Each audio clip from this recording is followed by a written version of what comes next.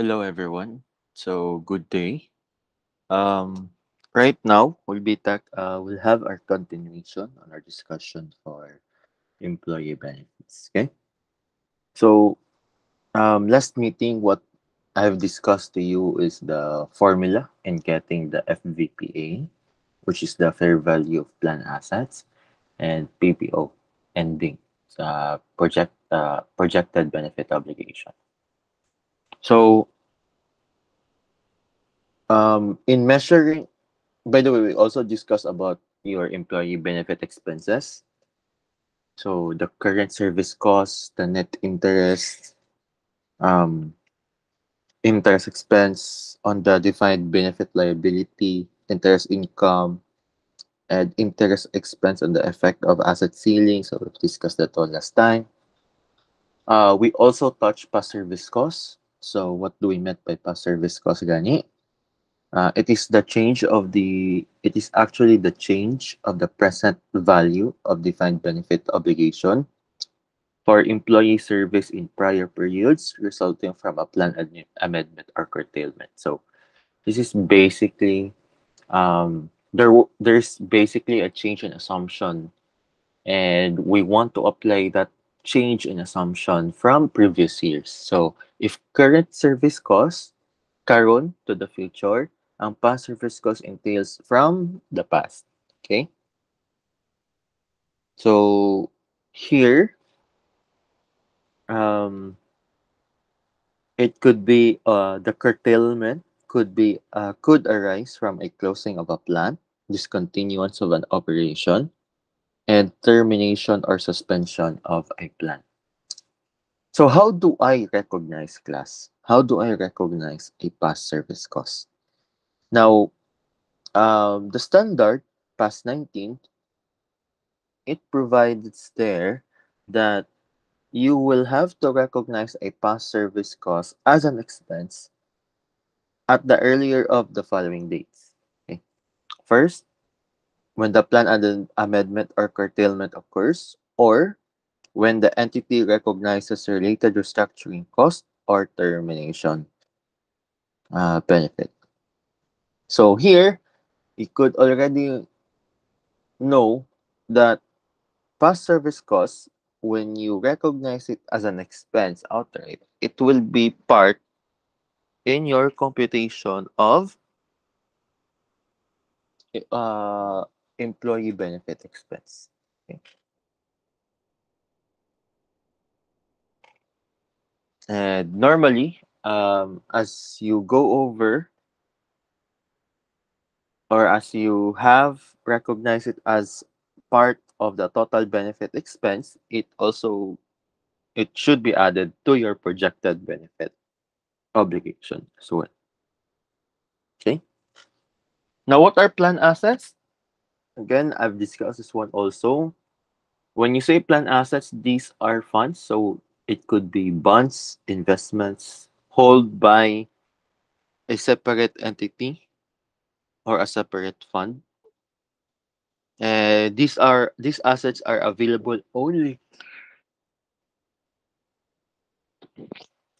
These assets are available only for employee benefits. Sorry.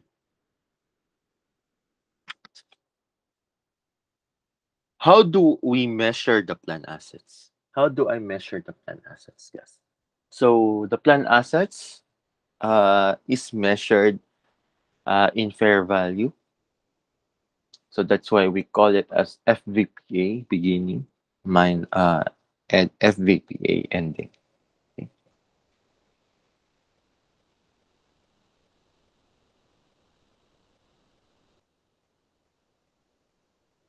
So what is this return on plan assets? Because there are, for example, kanang dividends na ma-receive nimo. So those are types or examples of of return on plan assets. So this would include interest sa bonds, a dividend, or other income derived from your plan assets. And it could also be realized and unrealized gains and losses on the plan assets. Okay. Now, on plan assets or in computing your FVPA and PBO, specifically right now for FVPA, there are also remeasurements. So remeasurements of plan assets. So when do we recognize um, or how do we recognize a remeasurement on plan asset? So if there is a remeasurement on plan asset, it should be the return on plan asset should be fully recognized as a remeasurement. So when when there is a return on plan asset, so if there's such return on plan assets, we recognize it as a remeasurement. And how do we recognize? We account it as a component of other comprehensive income. So here, the amount of remeasurement is equal to the actual return on plan asset minus the interest income on the fair value of the plan asset at the beginning of the reporting period. So if the actual return on plan asset is higher than the interest income on fair value of plan assets, the difference here is remeasurement. Okay. But if the actual return on plan asset is lower than the interest income, the fair value of plan asset, the difference here is remeasurement. So again, take note of that one, class.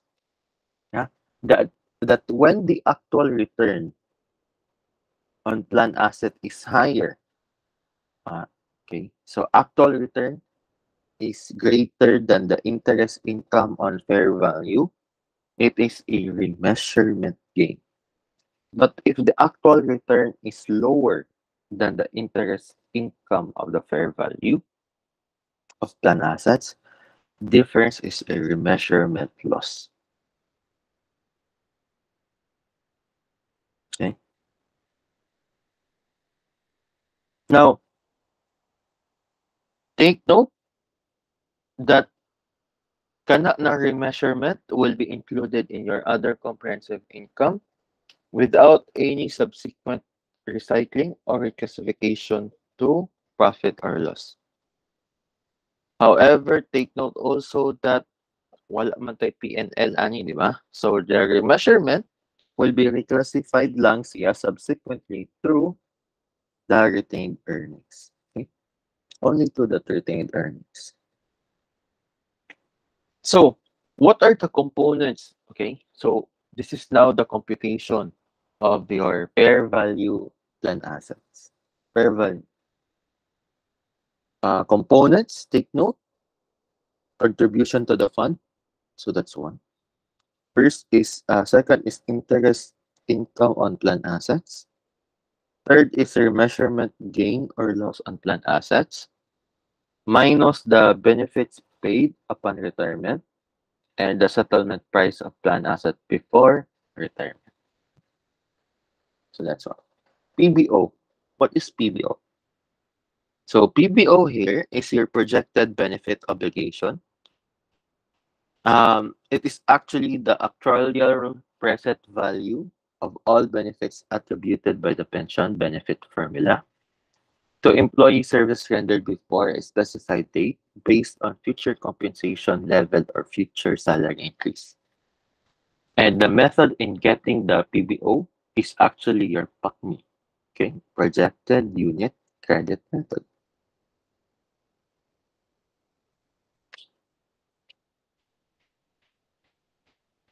So,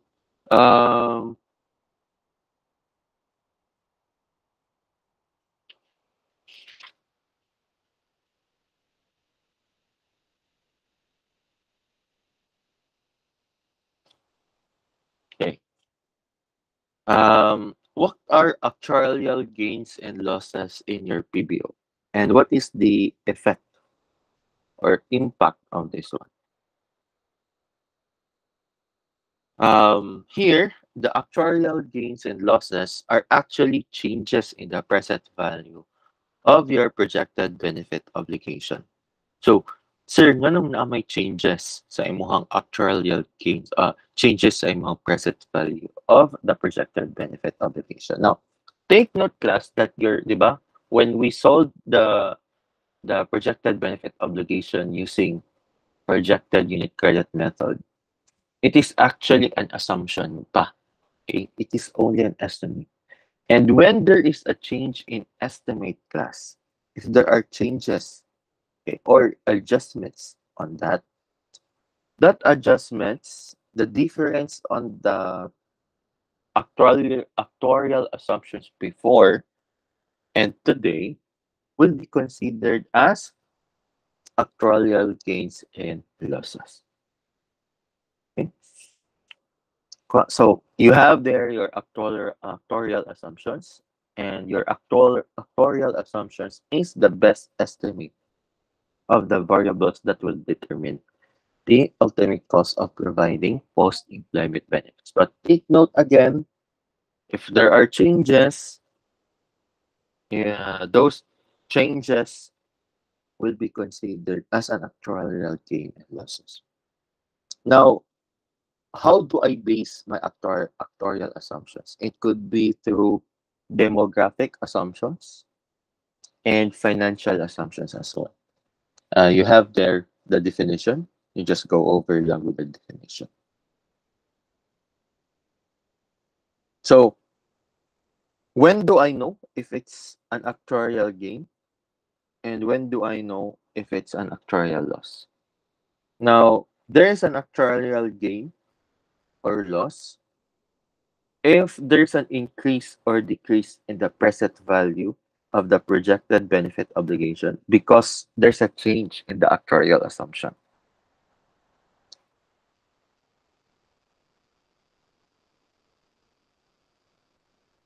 And such change will always result to, again, a past service cost or a gain or loss on planned settlement.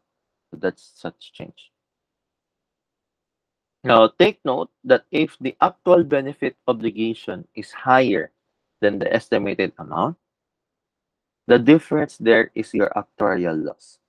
So it means that your projected benefit obligation has increased and the increase is recognized as actuarial loss. However, if the actual benefit obligation is lower than the estimated amount, the difference in an actuarial is an actuarial gain, and this means that your PBO has been decreased and recognized as an actuarial gain.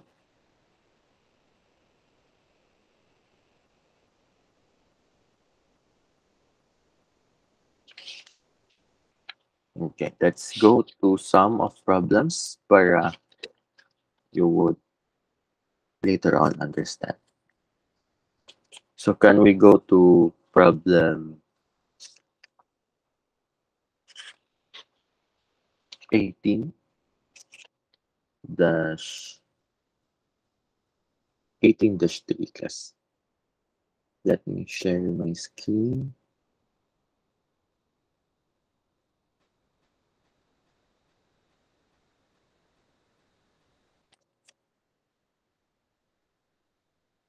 Okay, so this is 18-3.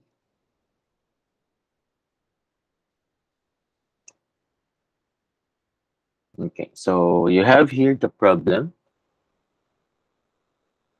So again, if dako ang fair value of the plan asset kontra sa projected benefit obligation sa mahitabo, it is considered as a prepaid benefit cost. If it's the other way around, it should be accrued benefit cost.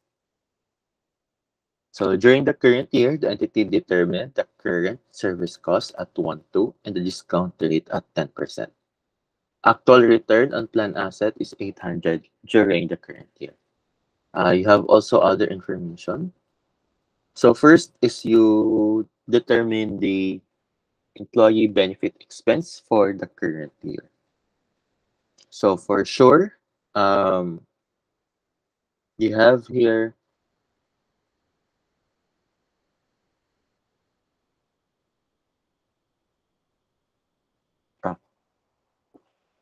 sorry. So for 18-3, you have here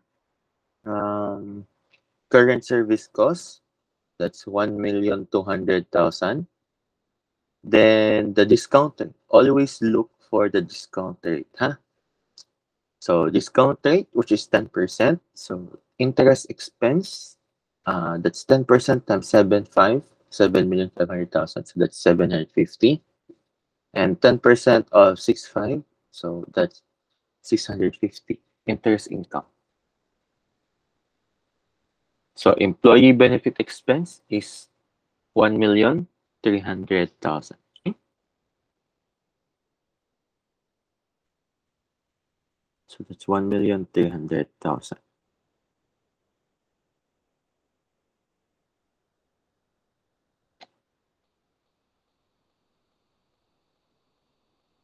Now, what if there is a past service cost here? Again, the past service cost will be included as part of your employee benefit expense. Okay? Now, unsa ganito? Unsa ganito ang nahitabo if there is remeasurement on the PBO. Okay? So, balik ko na ko, ha? Actuarial gains and losses of PBO.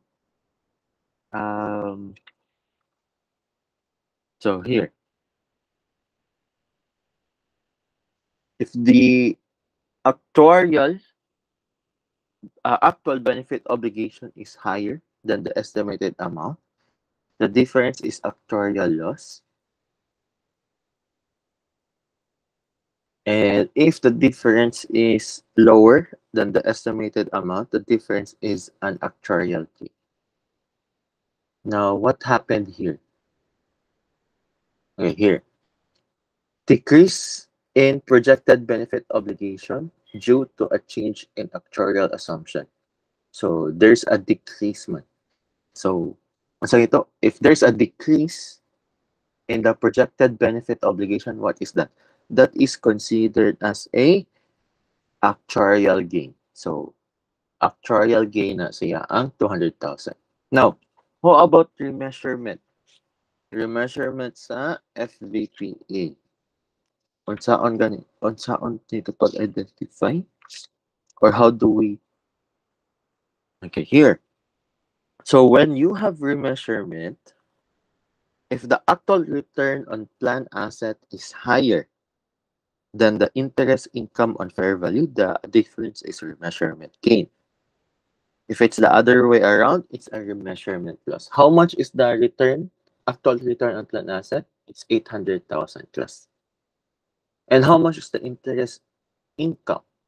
So that's 10% times 6.5, 650. So 800 minus 650. You have here a remeasurement gain of 150. So how much is the total remeasurement?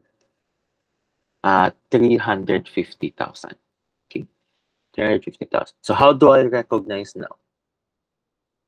So debit, employee benefit expense, 1.3.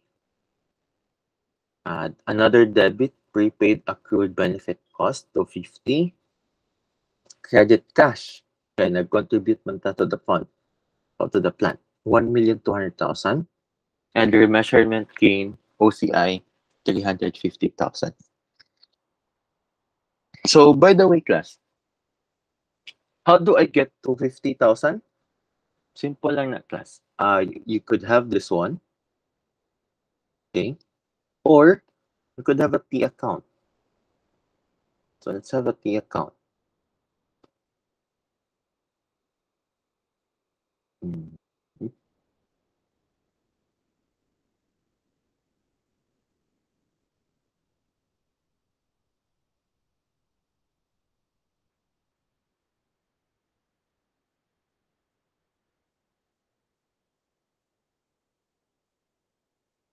Okay, so this is your T account.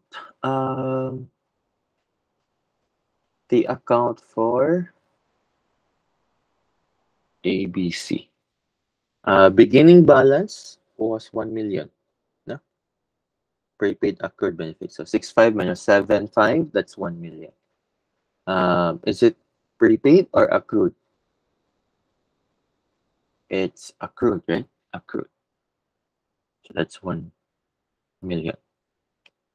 Now, what happened here? At the end of this one, take note you have to compute.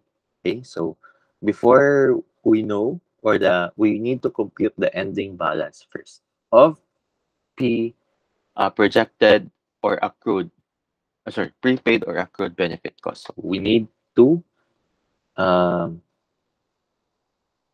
know first kung pila ang ending balance. So for FVPA, so 6.5. Again, components niya, contribution, check. So that's 1,200,000. You add it. Aside from that one is you have remeasure net gain or loss. If it's a gain, you add loss deduct. So, sorry. So sorry. Contribution, that's 1.2. Actual return, you have 800,000. Then benefits paid, 1,500,000. So that's minus 1,500,000. FVPA ending is 7 million. Sorry, Cass, we don't include remeasurement in the computation of your FVPA end. Basin maglibog mo ba? So, kana lang. For PBO, we already understand that the beginning balance is 7.5. So, you add current service costs, 1,200,000. You also add interest expense, 750. Okay. Decrease in PBO. So this is decrease in PBO because there's a change in actuarial assumptions of 200,000. So this one is decrease. So deduct. That should be decrease.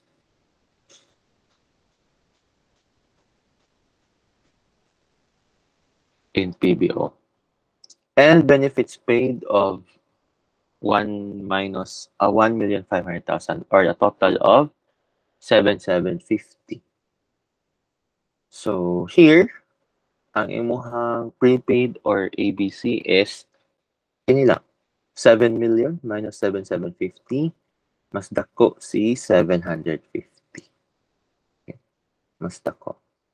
So, ka dapat 750. There lang isa for the meantime. So, definitely 1 million minus 750. You should have 250,000 as a debit adjustment. So, that's why you have here debit adjustment to 50.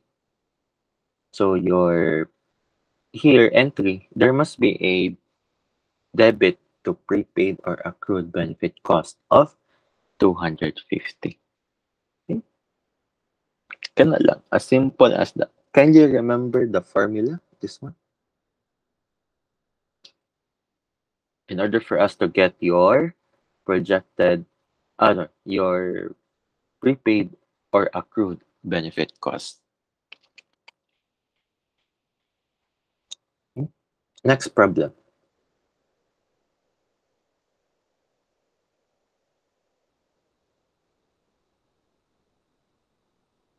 So for the next problem, there is an asset ceiling. So this is an example that there is an asset ceiling. Okay. Now, one.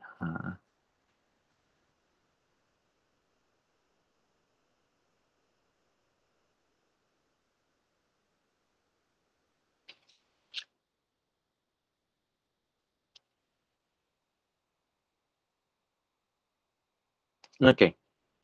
So going back on our discussion. Now, what is a settlement plan? Settlement of a plan. So a settlement a settlement of a plan, or the settlement itself, is a transaction that eliminates all further legal or constructive obligation for part or all of the benefits provided under a defined benefit plan. So it eliminates now the obligation. Okay.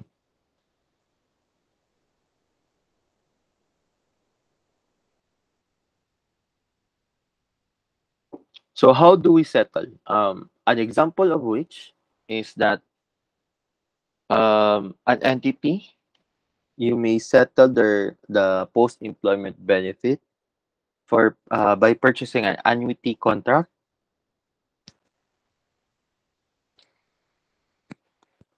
for insurance entities for less than the amount in the retirement fund. So here,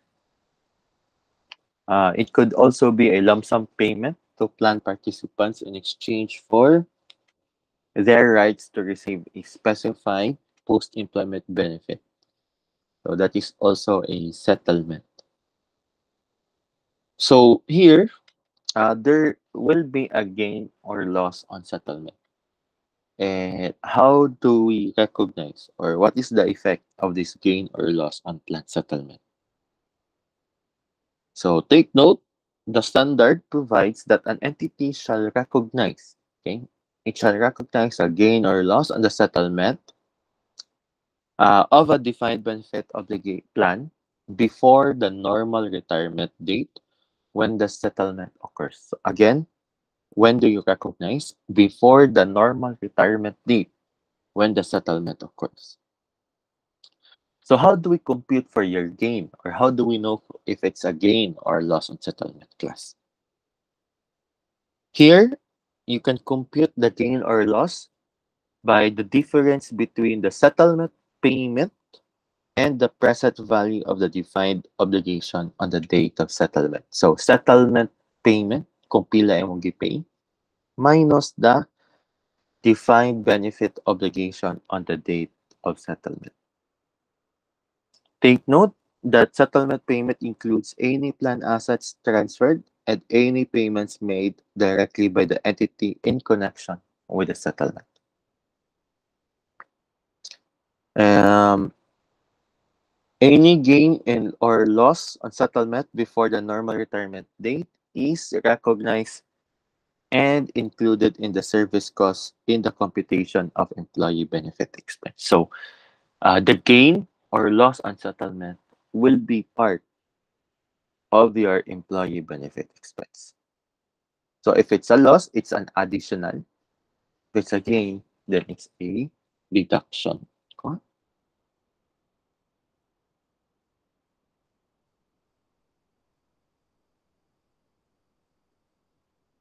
Na.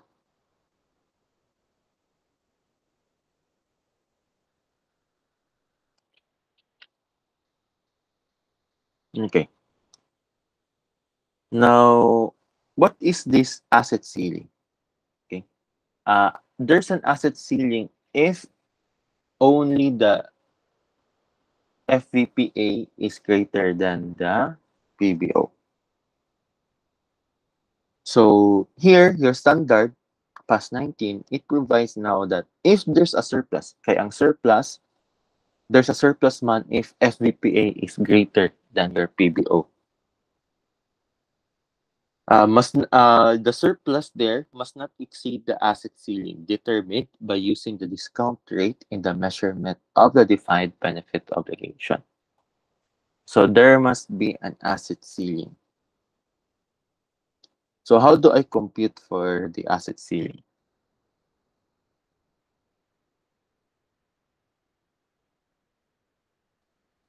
So normally um, it will be provided. So for this one, for this problem 18-6, I think you have there already the asset ceiling. So there's already a given. Actually.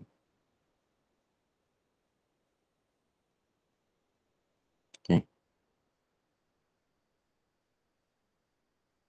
So what we only recognize lang,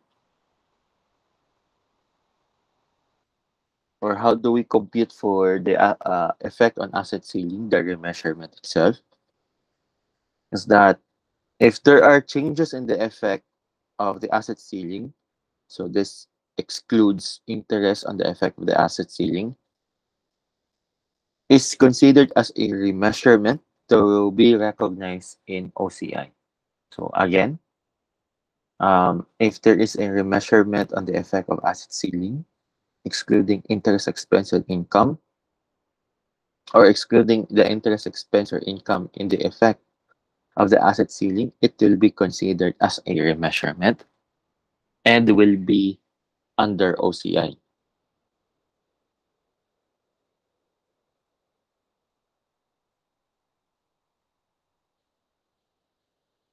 So any increase in the effect of asset ceiling is a remeasurement, loss, less remeasurement loss, minus interest expense on the effect of asset ceiling. Or any decrease in the effect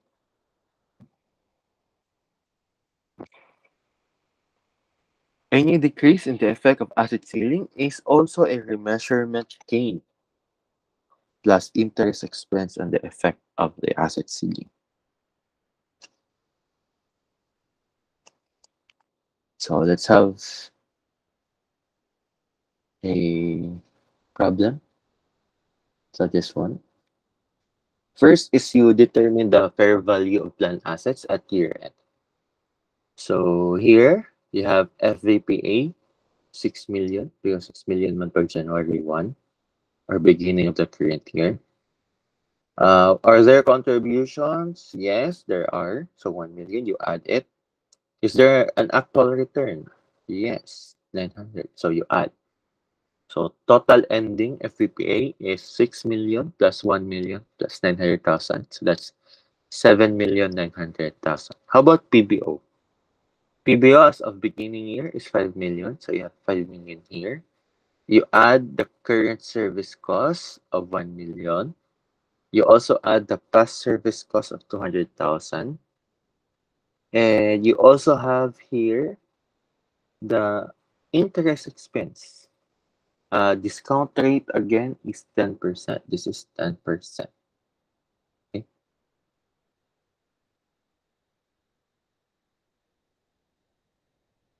Percent. Okay. So interest expense, 10% times 5 million, you have 500,000. And there's there's a decrease in your PBO.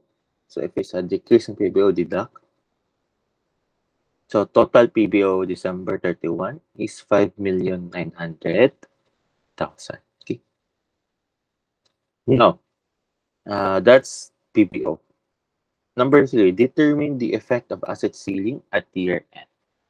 As you have noticed, class, FBPA, dakmas dako sa PBO. So that's 2 million. Now, if dako gani na always ang FBPA, check dayon, ha? Check dayon if there's an effect to an asset ceiling.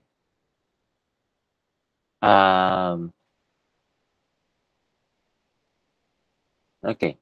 So, asset ceiling as of December 31. So here you have given 1,200,000. So definitely the effect of asset ceiling is only 800,000. Okay, asset ceiling is 1.2, but the surplus exceeds 1.2. So 1.2 minus 2 million minus 1,200,000. So that's effect on the asset ceiling is 800,000. 800,000. So later on we'll discuss what is the impact on this one. 800,000. Fourth, what is the employee benefit expense? So I think you have this one already. You add current service cost, 100,000. Past service cost, 200,000. Then interest expense on PBO. So the discount rate times 5 million because of the beginning. So that's 500,000. And interest income.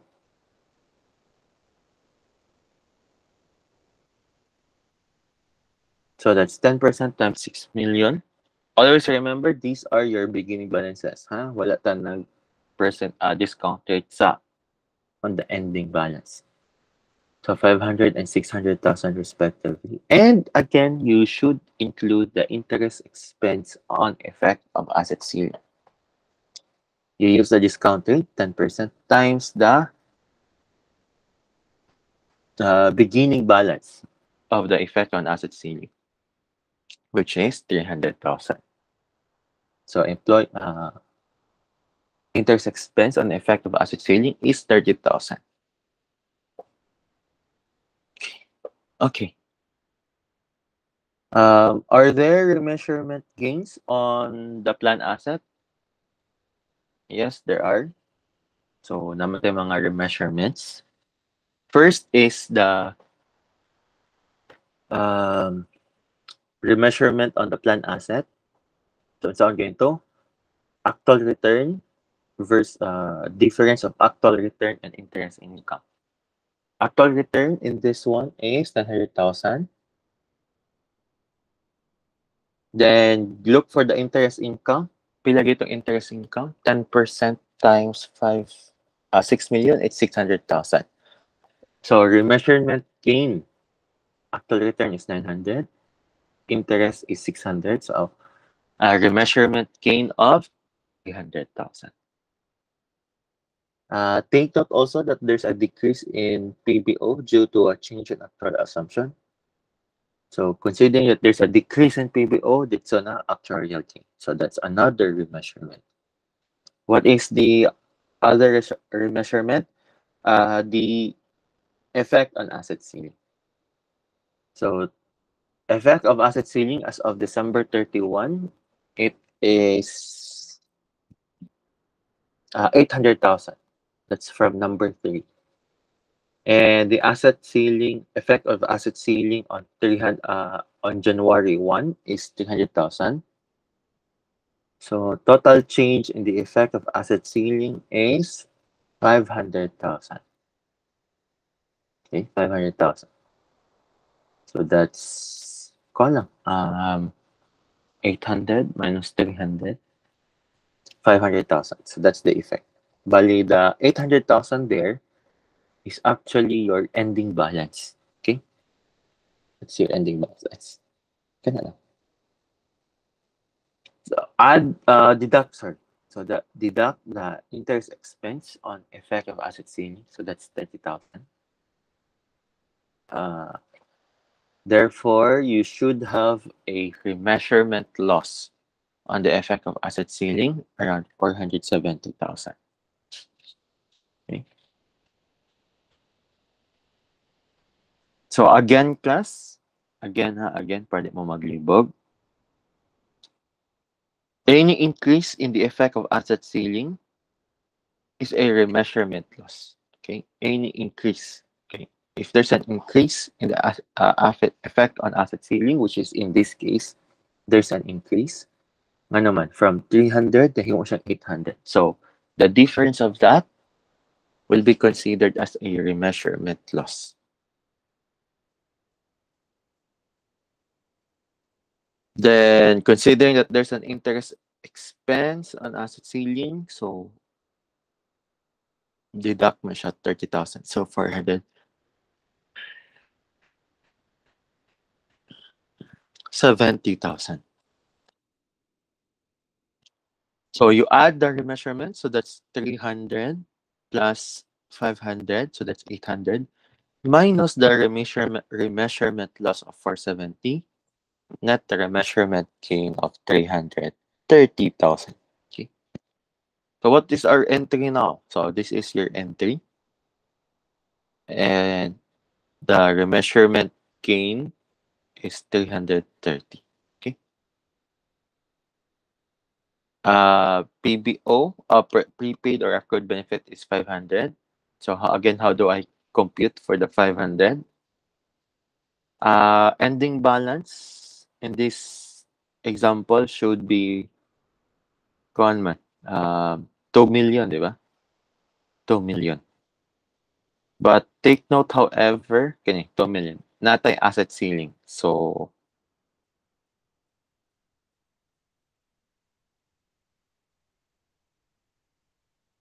So definitely our ending balance of prepaid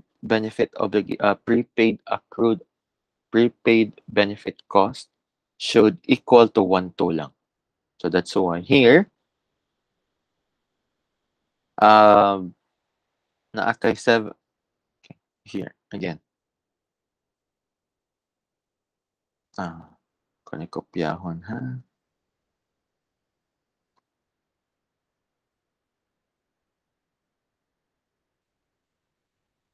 Okay, so since prepaid man ta class, so prepaid man siya, so definitely naakay 1 million, beginning balance 200,000, which is also equal to your asset ceiling at first. Ending is 1.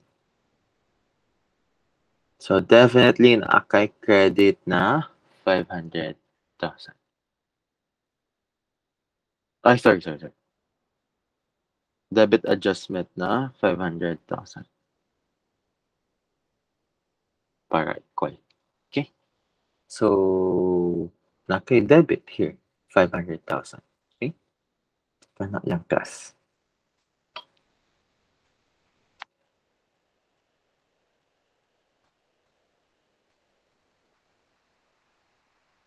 For another problem, kamnilay ko niya.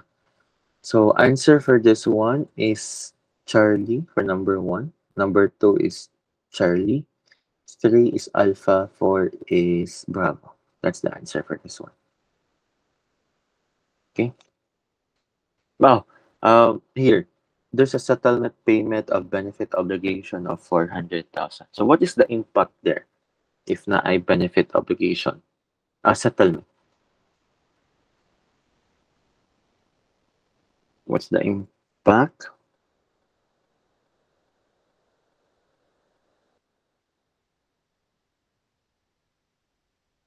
So, any gain on plan on settlements will be considered as a deduction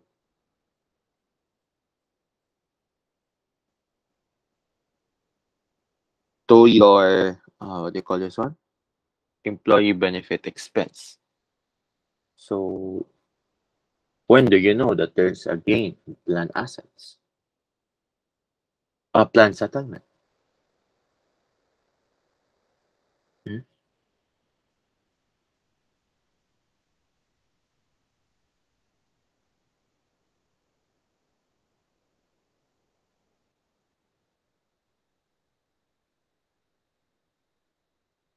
Sa ganito,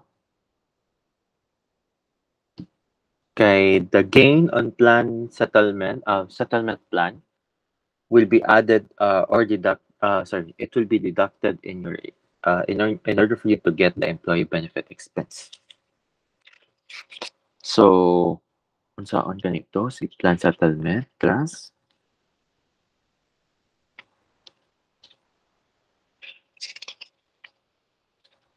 for the plan as settlement, take note any gain or loss is a difference between the settlement payment and the present value of the defined obligation on the date of settlement.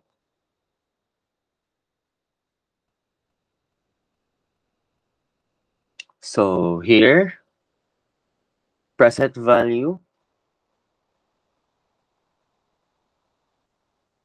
was 500, pero settlement payment of benefit obligation was only 400. So 500 minus 400, that will be considered as a 100,000 na gain. Okay? If dako ng settlement payment minus the 500, if dako ni siya kontra ani, then that will be settlement loss. Okay? So that's the 100,000 there na gain will be included as part of your benefit expense. So it is a deduction. So in order for you to get the employee benefit expense, compute the current service cost Yeah, there's one. And the interest expense and interest income using the discount rate na 10%. Okay? Kana lang.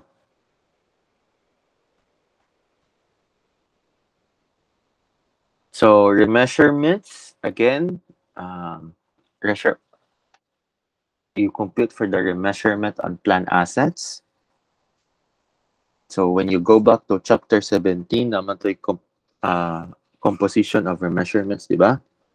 Remeasurement of plan assets, remeasurement of a projected benefit obligation. I think naa siya, yes, there is.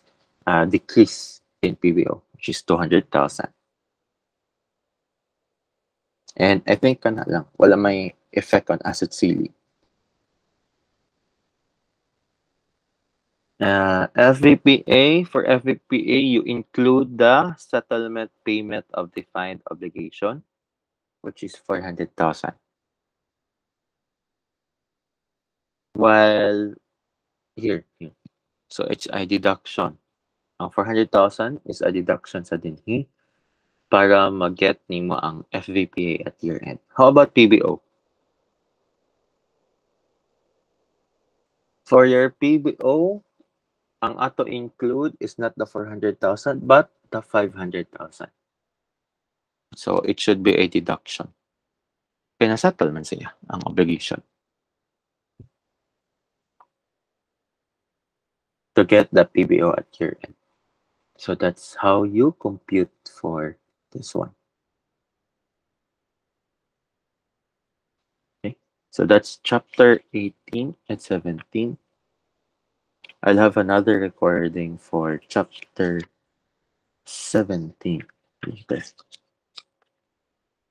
I'll upload it later. Chapter 19 rather. And chapter 19 comprises of other employee benefits. Other employee benefits. I think that's all for now.